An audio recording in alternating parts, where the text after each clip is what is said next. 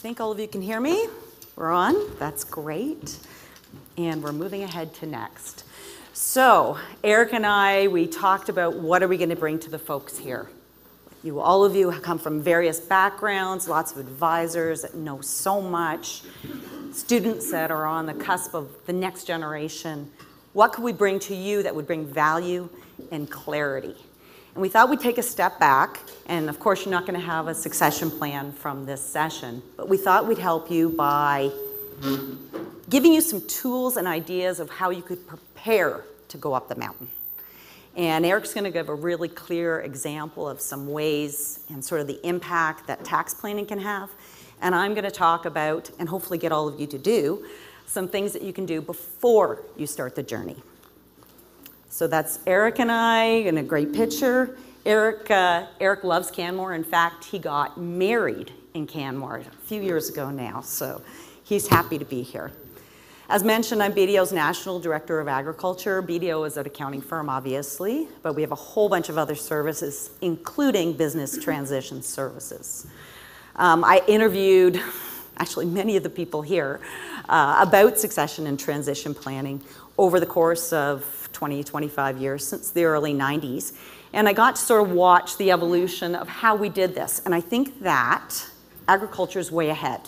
I think actually we've learned how to do transition planning, and we actually put ourselves down, but relative to other family businesses, we are doing exceptionally well. And I'm actually a sixth-generation farmer. I have a chicken farm in Ontario. And I'm wondering if anybody is a farmer, if you would please just stand up. Just stand up. If you're a farmer, you live on a farm, stand on up. We've got lots of motion over here. Wow, it's a lot of people in this room. We're also interconnected. So I'd like the first generation farmers, everybody remain standing. First generation farmers, please sit down. So if you're first generation, not a lot, but there was one, I met a lovely couple in the sheep business. Any second generation farmers, sit down. You're probably pretty tired. I gotta say, you deserve to rest. Third generation farmers? Few, yeah. Alberta's got a lot of third generation farmers, I think. Fourth generation farmers? Who's remaining standing? A couple from northern Alberta. Fifth generation farmers? Sitting down. So I'm actually the longest number of generations here. I've been actually at events where there were 16 generations of Canadian farmers pass this piece of land on. So we know what we're doing. That's pretty amazing. The trick is, now we're living longer. So previously, death used to take care of transition for us. But now we're living well into our 80s, so we need to have a way to be able to communicate collaboratively. So going from a single decision-making process to a collaborative decision-making process.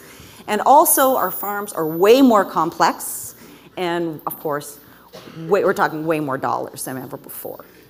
So today I'm going to tell you a few things that I'm actually beta testing on my own farm. I have 3 children. I'm a single parent. One's 27, and he came home. The switch went off, and he came home and said, "Mom, I want more responsibility." So we're making our way through transition planning as well. So I'm going to share some things that we've done. Some people think transition is like this. Oh, you know, unicorns pooping rainbows. This is what happens. It's a wonderful place that is, of course, very difficult to do. And that's sort of where we put it. We put it up on a statue. And then some people think transition is like this. Scary. This is where the fear lies. Death is imminent here. Your family's going to blow up. All the terrible stories you've heard, you know, from around the neighborhoods about transition planning. And actually, I think that both this sense of idealism and fear actually comes from a lack of just basic understanding of what's involved. So that's what Eric's going to do, and that's what I'm going to do today, to just give you a framework of what we're dealing with. So here's my summary of what transition planning is. And of course, this could be ongoing, and for many farms, it's just one after another generation. But basically, it looks like a mountain. Get the metaphor.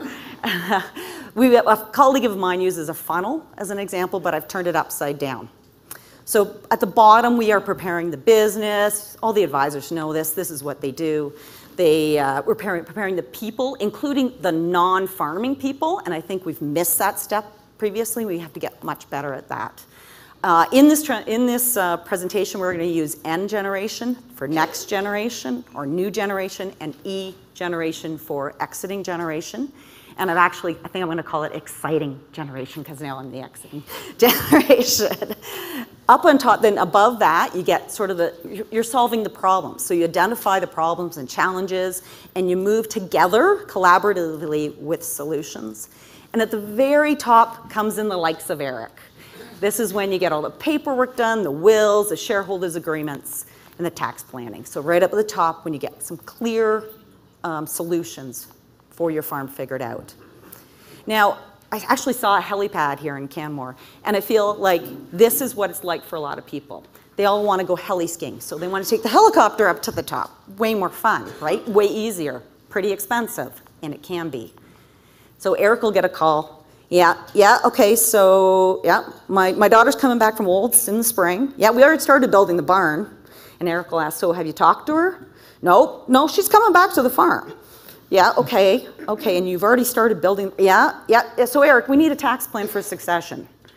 And it misses the whole elevation, the process up. And I believe that there's power in that process. In fact, I know it, I've lived it. So 9 years ago, my husband, he passed away in a farm accident, and thank God, we had done transition planning before that. About 5 years before, we met with his brother and sister-in-law and mom and dad, and we sat down and figured out what we were going to do. And one of the most powerful parts of that wasn't that we had a shareholders agreement that showed us the pathway to go when someone died, but it was how we did it. We all sat down in a boardroom and we discussed those 4 Ds. We discussed divorce, disability, disagreement, and death, and what we wanted to happen if one of those things had, happened to happen to us. We learned how to communicate together, which I gotta say was so important. In fact, I can remember I came back from the lawyer, it was almost done, and I thought, oh my God, what would this have been like if we had not done transition planning? I know probably today we'd probably be still working on it, trying to find our way through it. But also, we learned how to communicate so that when something terrible happened, we could actually sit down together and look each other in the eye and sort of go, okay, we know how to communicate, let's move ahead. For me personally, it taught me some leadership skills and some business skills that I really needed. And I think for my brother and sister-in-law, same thing. So there's power in the process. Okay, so let's take a step back and look at preparing for the ASCENT. It actually can be a lot of fun, and that was alluded to, I think, in the Joel's dating game. Joel, I think I dated a guy from Red Deer once. It was about what you showed. And at that starting place, we can identify some things and sort of get prepared. And I actually believe, and I've seen this time and again, the more prepared families are before they start these meetings, before they start calling their accountant, the better things go. And that's probably because you're just, as you prepare, you're getting ready, you're telling your family how important they are, how important this process is, and how important their input is. So I think we can get together with a who's who list. We're going to talk about a why and align goals. We're going to talk about some equipment you can gather at base camp so that you're ready to go, so it's going to save you time and money. And I got to say, the time money spent with professionals is a lot more than it's going to cost you or someone on your team to gather this information. We're going to talk about when, the timelines, and we're going to talk about a little bit about how. That's going to include a brief about communication, and then Eric's going to get into understanding the tax rules. And also transition trail guides. We're going to briefly talk about that. So let's get into it. Who's who? So this is a very simple thing to do, and yet nobody seems to do it. I actually got this from someone at FCC, Andrea, who's a business specialist there, and she does this with all her clients. And I would suggest that all of you that are going to go through transition planning over there, make sure you write down on a spreadsheet who's involved in the family and on the farm. It's such a simple thing. But one of the things we see time and again is somebody will say, well, this is John's name. So this was John, but his real name's Peter. So you need to have the official name and his nickname. So in my case, everybody calls me Maggie. And I got something to admit, my real name is not Maggie. It's actually kind of like a nun, which is not like me. It's Mary Margaret. So all of you know that now, and now my lawyer and accountant know it because it's on the list. Also write down a contact for them if you want to include a social insurance number. That's really powerful too. And maybe what their current relationship is into the farm. Now I just did this with my family, and my two big sons, who are both 6'4", they have beautiful, wonderful girls that they live with. They're super intelligent. I'm just like, what are you doing with my sons? However, they were so happy to be acknowledged as part of our family, just simply by writing down their proper name and how to contact them. And in the long run, this is going to save you time and save you money. Another thing I often get asked is about identifying successors, and I've written a few stories about this. It turns out when you actually go to do this, it's way harder than writing about it or telling someone how to do it. My own family, we did this sort of process. I asked them when they were young. So we met as a family since my youngest was 14. And I asked them, my kids, and I asked myself, what do they need to become family business successors? Like, let's stop and think about that. What do you need to do? And I gave them lots of time to do those things. And they came up with things like post-secondary education, skin in the game, these kind of things that they thought were really important. Also, we set up a mentoring process, and I made this up, and it actually worked. How about that? And I gave my children each an opportunity for 6 months to work with my farm manager. So I have a farm manager at home. We raise about 28,000 broilers for Maple Lodge. And they had 6 months to sort of work with him. And I quickly found out that 2 of them were more interested in this than the third, because he didn't show up. But also, they learned to respect and really understand if they wanted to do this for the rest of their lives. I mean, getting a call from the alarm at 3 o'clock in the morning and it's February is not the funnest thing to do, and they got to experience this firsthand. The other thing I did, which actually turned out to be quite useful, is I set a deadline of intent. So I'm getting older and I'm like, you know, kids, just let me know if you're interested. They each have a really good career, they all have post-secondary education, but I need to know what your intent is going forward. And I gave them a deadline. So none of them responded, and then a month later, my son showed up. The best laid plans.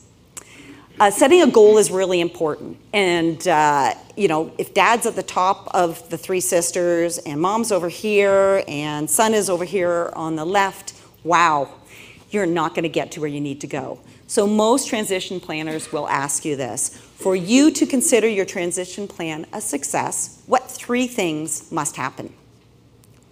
Invariably, the #1 answer, anyone know? It's up there. Turkey. We want to sit down and have a dinner together as a family and be happy. That's invariably the first. But of course, every farm is different. And you need to see where your family aligns on this, right? So you have to all agree on why you're doing this. Now, all of you have been sitting there just dying to do something, right? So grab a pen and a piece of paper. This is something that I did with my family, and I actually stole it from Patty Duran from FCC. I thought it was such a good idea. And actually, we did it by text. So I asked my kids to send me 4 words to describe what the farm meant to them. 4 words. Quickly write down 4 words, what your farm means to you. So easy, right? Think about it. And they all texted it to me, which was really an interesting process about core values. And one of the speakers yesterday talked about how important understanding aligned core values was. And for us, it was a starting place. So this is sort of our core value statement for our family farm now, because everybody said family. Quite a few of us talked about dreams and the future. Security and home became really important. So interesting to do. I would take that piece of paper now, if everybody's got it done, fold it up and put it in your pocket, right close to your heart, because that's where it belongs. It's right close to your heart. Then text your kids and ask them to send them what they think. One thing that works really well to help get up the mountain is to have an asset catalog. Now, this sounds so straightforward, right? Just call up your accountant and get him to do it. No, you should sit down and write down each piece of farmland you have. And what I mean by that is put down the legal description and the common name of it. So on our farm, we have Aunt Doreen's farm. Now, Aunt Doreen is long past, and nobody knows who Aunt Doreen is, but everybody in our family calls it Aunt Doreen's farm to this date. So write down the common name and the legal name. You can also, if you want to get really creative, talk about fair market value in here. Get an estimate down right now of what that's worth. Interesting to think about that. Also, you might want to include debt owing on that and who owns that piece, because that's what I'm sure Eric finds. Many of our accountants will find that there'll be assets in the farm that are owned jointly and people forget. So take a moment and write that down. Another thing you can do at the bottom would be continue with your personal net worth statement. And that would include things like, off-farm investments if you have them, redemption value on life insurance, pension plans, debt on credit cards. I hate to say that one, but it's true. Also write down any bank accounts. And recently, a friend of mine, I had lunch with her to discuss this, her father-in-law, who's a beef farmer in Ontario, a small beef farmer in Ontario. And he was very sick, and they sat down. They actually took the Because I Love You list, which I wrote. And one of the things was to write down all the bank accounts. And Don had 17 bank accounts. No, I can't see him being that well-to-do, but only 3 of them were in joint name with his wife. So they were quickly able to change that, and unfortunately passed away 2 weeks later. But at least they were able to get some clarity around that. After you do this is where we get to do the old pat on the back. This is where we get to sit and sort of pause for a moment and go, wow, look what we did. And I don't think as farmers we do that very often. We're so busy doing that we don't stop and go, wow, we've come a long way, baby. It's interesting to do. The other thing you can do is do a cost of living, and there's a good one on FCC's website, but all the banks have one. And it's really interesting how many farmers do not understand their actual cost of living because of all our deductions. So on my farm, that house mortgage is paid by the farm, electricity is paid by the farm. Like these deductions that you don't even think about, your truck, the gas that goes in it. And actually, guys, over here, I would challenge all of you to do something like this, because I actually had some McDonald students, McDonald College in Quebec. They came and visited my farm. And this is a little thing I got them to do. I said, because write down what it costs you to live. And they actually had no idea. And so I challenged my kids to each do this. They each have a budget, a living budget, so that they understand how much it costs them to live before we even start talking about transition planning. So important. If you're retiring and you want to do a future living cost, it suddenly gets very complicated because you're doing projections, you're talking about inflation, the I word I like to call it, tax liability on sale of assets. These kind of things will come up, and I would suggest you go to a financial planner. BDO happens to have a wealth management group, and we do this stuff for free. If it gets more complicated, there's a charge for it. But it gives you a very clear understanding of what your costs are so you can plan for your retirement and your wealth management strategy. Another how is to look at your financial picture of your farm, and we've talked a ton about this. So I don't know about all of you, but I'm a little like, wow, what are the most important ratios? Everybody's ramming and throwing out ratios, and really if you take a step back for transition planning, I believe it's net farm income. Start with that number. Start with net farm income so you can tell if you can afford to pay somebody else on your farm. I think if you can get some clarity around that, it helps a lot. Having a 5-year trend of that net farm income, even better, because then you get an understanding with the volatility of our industry.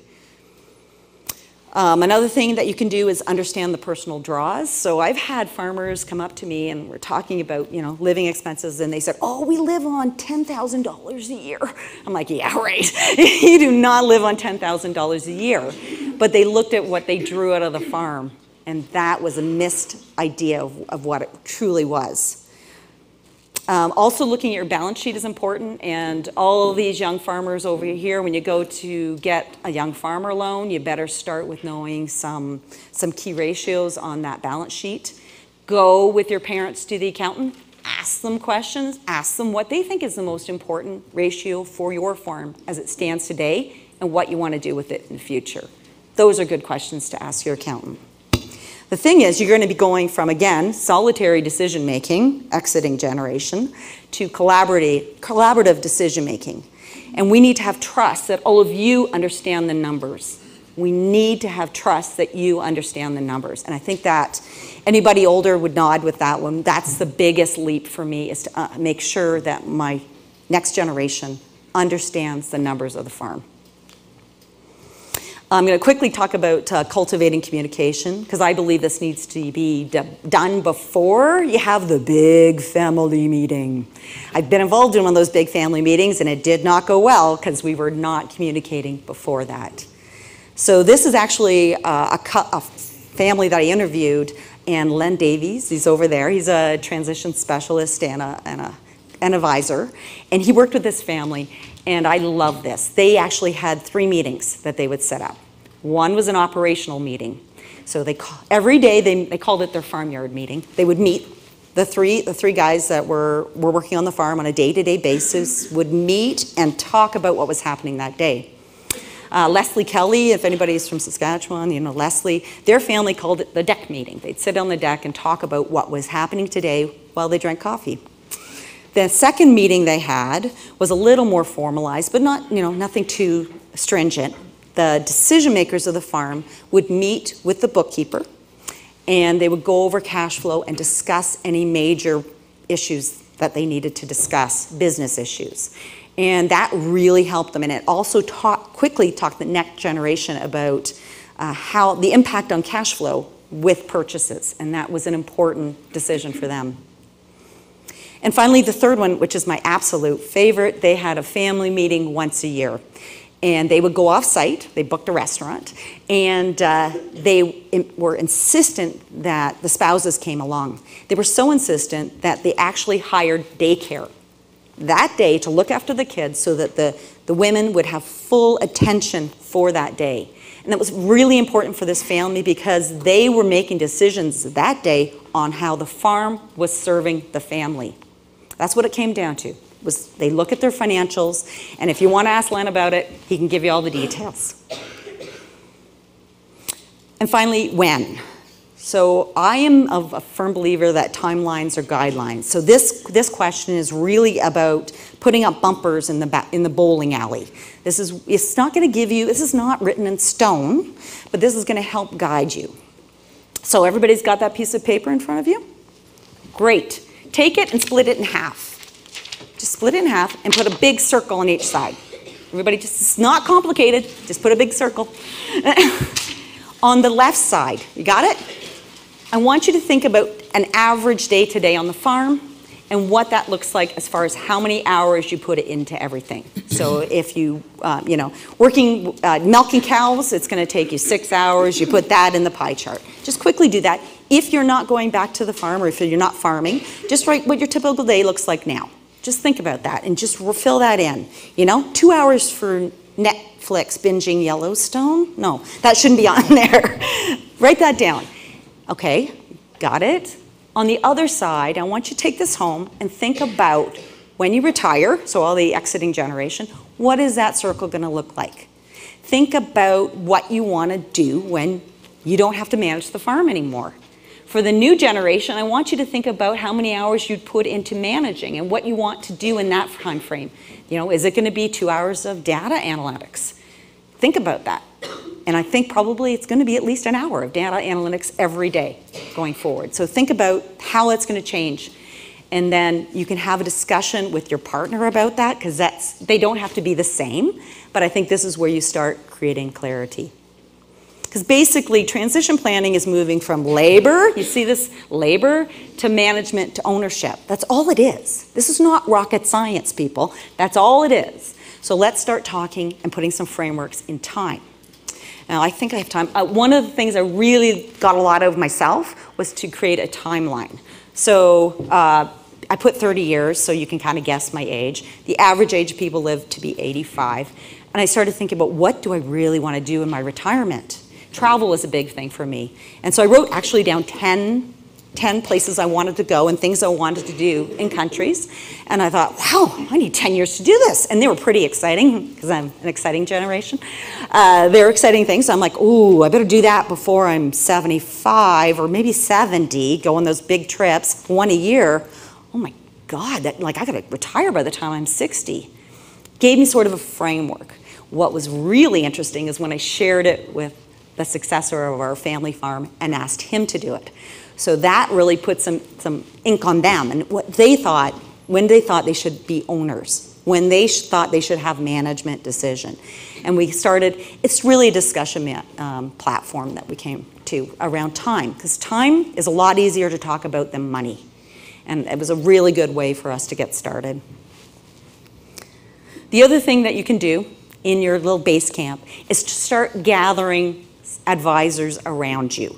And I'm going to call them succession Sherpas, but just for the mountain analogy. And today we've brought a tax accountant, but there's lawyers and there's financial planners and there's sometimes mediators and bankers. This is all part of your succession Sherpas. And today we have Eric Colberg here to talk about tax planning. Thanks.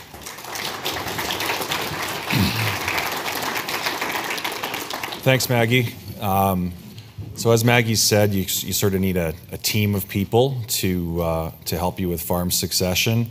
And so you can see here, we're going to go up the mountain, succession mountain or transition mountain. And I'm geared up here. I'm ready to help you guys climb the mountain and then have some fun coming down. Oh. So when we start talking about succession and planning, what are the things we need to consider? Where I come in is I usually want to start working with people and say, what does it look like right now? If something were to happen today on the way home, what would your estate tax liability be? What would that transition look like? And how would that happen, right? So in order to do that, it's important that we understand in Canada, when you pass away, you have a deemed disposition of all your assets. They're deemed to be disposed of at fair market value. And depending on what types of assets they are, that can create a significant tax liability. Excuse me. And so, depending on the structure, that liability may be very large, or if we structure it properly and we do it early enough, we can potentially get that number sometimes to zero. Sometimes we can just dramatically reduce it. So that's what I am passionate about. I always want to make sure that people don't send any more money to Ottawa at any point in their lives, but especially when they pass away, than what they need to. So with that, I'm going to go into an example here of a family that, they came to us, they hadn't done any planning, and frankly, they didn't realize that they had a big estate tax liability. They thought, we've got this farm corporation, we understand that we can transition this corporation to our kids, shouldn't be a problem. We got 2 kids, we'll leave half to each of them. It's not gonna be a problem. But you can see here we've got this mix of assets. We've got 8.5 million of farming assets, 1.5 million of non-farming assets.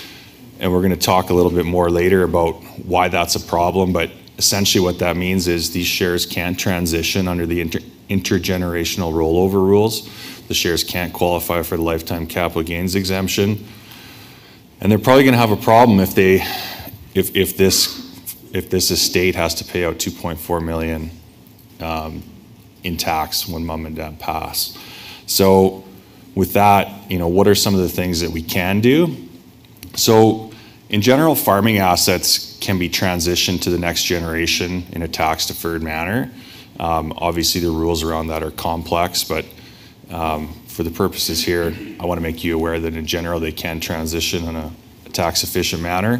What assets can transition? Well, your farmland that's being used in an active farming business, depreciable property being your combines, your grain bins, any other equipment and whatnot that you're using on the farm. If you're farming in a partnership, the partnership interest can transition to a child or a grandchild in a tax-deferred manner, and shares of a qualified farm corporation can transfer as well. What can't transfer is inventory. So, oftentimes with farmers, we're deferring the tax on that inventory, and that inventory balance that's not been taxed and has a pregnant tax liability is getting bigger and bigger and bigger. We have to, if we want to transition that inventory without paying that tax when the person who owns it dies, we have to do that while they're alive, and that can be transferred to a corporation on a tax-deferred basis. But again, important to do that while you're alive. So we talked about, in our example, the qualified farm corporation shares. The shares of that corporation did not qualify, and the reason is they had more than 10% of their assets were not assets used in an active farming business. So in general, for shares to qualify as a qualified farm corporation, you need to have at least 50% of the assets used in an active farming business in Canada for 24 months. And then at the time of disposition, 90% of the assets used in an active farming business in Canada. And so it's important to do that planning and make sure that, if you're offside, we can do planning ahead of time to qualify that corporation, and we can get to a much better result than what we would if we didn't do that. The other thing that we can do now, many of you are probably aware of Bill C-208 that received royal assent in June of 2021. And essentially what happened before was when parents wanted to transition their business to their children or their grandchildren, the tax implications were actually punitive to them in comparison to selling to an arm's length party. And so Bill C-208 sought to put a sale to children on an equal footing to sales to an arm's length party. And so here we've got exactly the same family, and you'll notice the picture in the last one, the person in the background was doing a face plant. That was actually me. And my friend made special effort to acquire that photo from the photographer that took it. He framed it, and he actually hung it on the lunchroom wall at my office. And so one day I come strolling up the stairs and I saw that picture. And so I want you guys to not do a faceplant in terms of your succession and estate planning. I want you to be like this photo you can see here. I'm carving a pretty nice line. I'm having a lot of fun here. So same structure that we had before. What did we do? We moved the inactive assets out of the farm corporation into InvestCo. Now FarmCo is a qualified farm corporation. And what has that done? Well, one of the things it's done is it's reduced the estate tax liability from the $2.4 million that we were previously looking at down to about $360K. The other thing it's done is it's created a separate asset that can be willed to the non-farming child as part of the plan to transition the farm. So next, what we did was we had mom and dad each sold $1 million of FarmCo shares to ChildCo, which is controlled by child number one, the farming child. And because of the provisions of Bill C-208, no personal tax on that sale. So we've essentially created what amounts to $2 million owing from FarmCo to ChildCo and ChildCo to mom and dad. There might be alternative minimum tax, or AMT as we call it, owing on that. It would have to be assessed on a case-by-case basis, but generally we can work with that. And the amount is significantly less than what you would pay if you were just actually paying the capital gains tax. The other thing we did here, you'll see the four sets of double lines. So those are fixed value preferred shares. So in this case, mom and dad exchanged the balance of their common shares for fixed value preferred shares. The reason I've got mom and dad each holding two classes, they've got one class that's a non-voting class that they intend to will to the non-farming child. And I don't have a value on here because that's something that could be decided on a case-by-case basis, right? Mom and dad might say, well, the number can be whatever they decide it's going to be. The other thing that can happen because we did this planning and FarmCo is now a qualified farm corporation, those preferred shares can transfer to their children on their passing under the intergenerational rollover rules, and there will be no estate tax. So, this is I guess a perfect example of we had a structure where the family, they didn't even realize how large their estate tax was going to be. Now we've restructured it. Now it probably aligns with what their expectations were, but it was hugely important that we did this. The farm's going to be able to now, continue operating without having to deal with coming up with this cash for this estate tax liability. So what else do we need to consider, right? Anytime we're doing this, and Maggie's already kind of talked about some of this, right? But one of the things that comes up is control, right? Often, mom and dad are controlling the farm. They're transitioning it. Oftentimes they're saying, I'm not really ready to give my son or my daughter control because you know what, like I still see them like they're a 5-year-old little kid. And so I guess I want to say that we don't have to transition everything all at once. We can start with a small amount and then a little more and a little more. And so it's really up to the person that is transitioning when they transition control.